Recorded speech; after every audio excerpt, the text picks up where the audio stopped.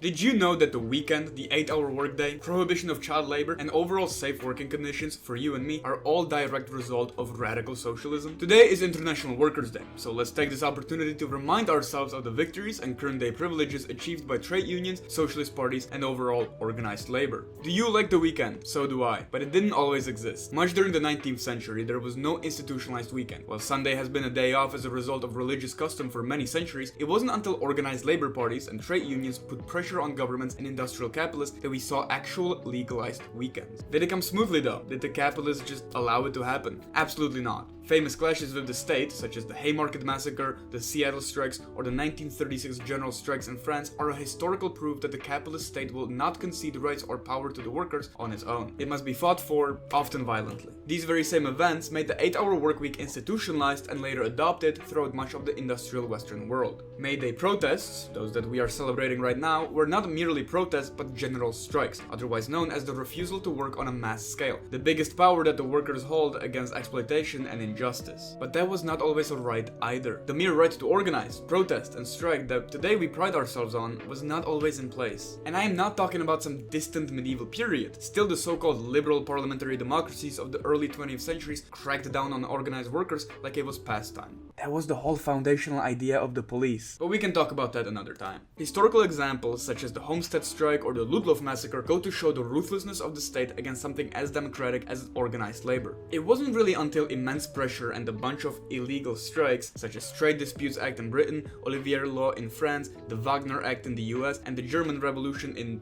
Germany, that step by step, baton after baton, the right to strike was legalized and later normalized. The prohibition of child labor, the fact that you don't have to work since you're old enough to hold a hammer, was also fought for by back then radical social movements such as the Bread and Roses strike or the Match Girl strike. These struggles were necessary until enough pressure was created for legislation such as the Factory Act in the UK or the Fair Labor Standards Act in the US could be passed. You can notice me saying the word strike a lot in this video. That is because historically that has been the only directly non-violent way that the working class has obtained many of today's privileges, and in some cases, such as Spain and Russia, complete political power. Organized socialist parties and unions have always fought to extend rights and destroy hierarchies, even beyond labor rights. Strikes have led to first male and later female suffrage, led to decolonization in India and Algeria, toppled the Shah dictatorship in Iran, and overall expanded social rights for minorities and workers worldwide. That is why today, on the 1st of May, we should not see the power of the strike as something merely belonging to history books, but as a tool that we can utilize to transform the world in the future. The oligarchs, hand in hand with the fascists, are turning this planet into a techno-capitalist dystopia, profiting from war and climate catastrophe. With the power of the strike, we have,